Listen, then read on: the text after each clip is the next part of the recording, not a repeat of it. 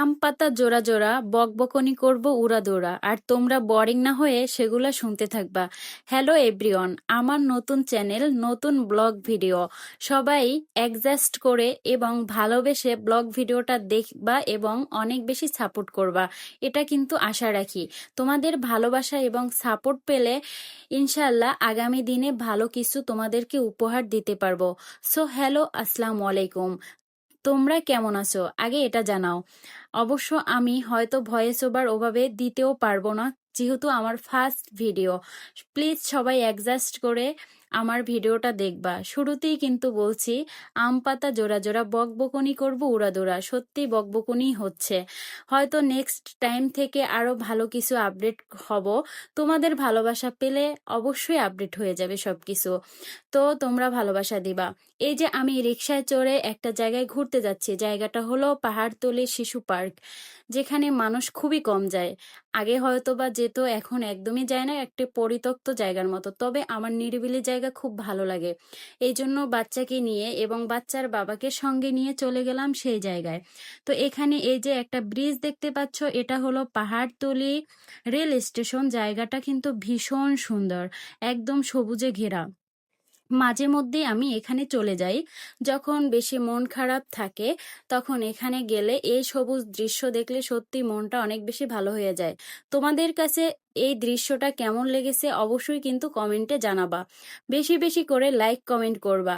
আর তোমরা যদি বেশি বেশি করে লাইক কমেন্ট করো, অবশ্য আমি আরো বেশি ইন্টারেস্ট পাবো। চট্টগ্রামে অনেক সুন্দর সুন্দর লোকেশন আছে, সেই সব লোকেশনে গিয়ে আমি তোমাদেরকে ভিডিও উপহার দেব। কিছুদিন পরে হয়তো ডিসি পার্কে ফুলের উৎসব হবে, ওখানে গিয়েও তোমাদেরকে ভিডিও দিব। সো তোমরা সবাই সাথেই থাকবা এবং আপুকে বেশি বেশি করে ভালোবাসা দিবা।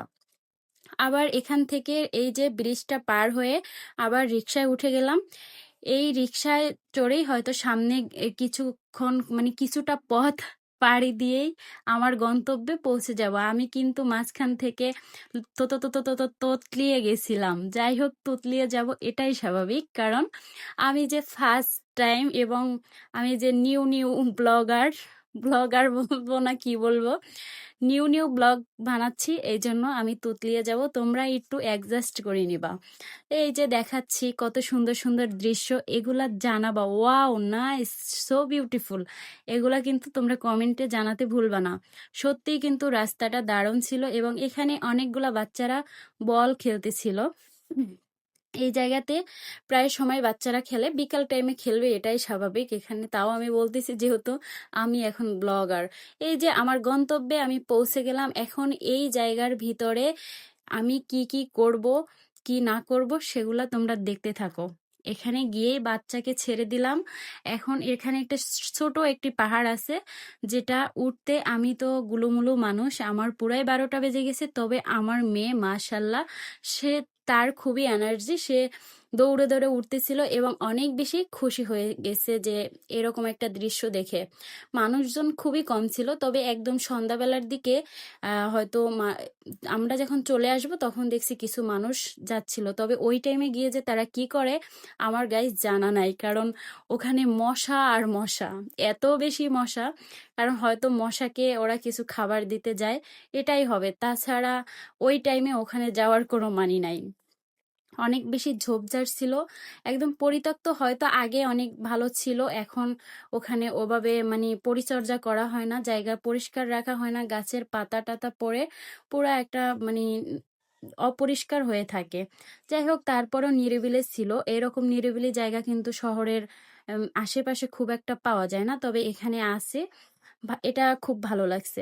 চট্টগ্রামের ভিতরে অনেক জায়গায় আছে নিরিবিলি, যেমন পতেঙ্গা আর সমুদ্র সৈকতের আশেপাশে অনেক জায়গা আছে, যেগুলো আমার নাম জানা নাই। অবশ্য আমি যেই লোকেশনে যাব সেই লোকেশন সম্পর্কে ভালো করে জেনে শুনে তোমাদেরকে ভালো ভালো ভিডিও উপহার দিব।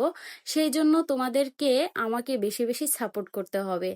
অবশ্যই সবাই বেশি বেশি সাপোর্ট করবা। তোমাদের ভালোবাসা এবং সাপোর্ট পেলে ইনশাল্লাহ ভালো কিছু করতে পারবো। আমার আশা আছে আমি ভিডিও বানিয়ে হয়তো যাই হোক এখানে বললাম না।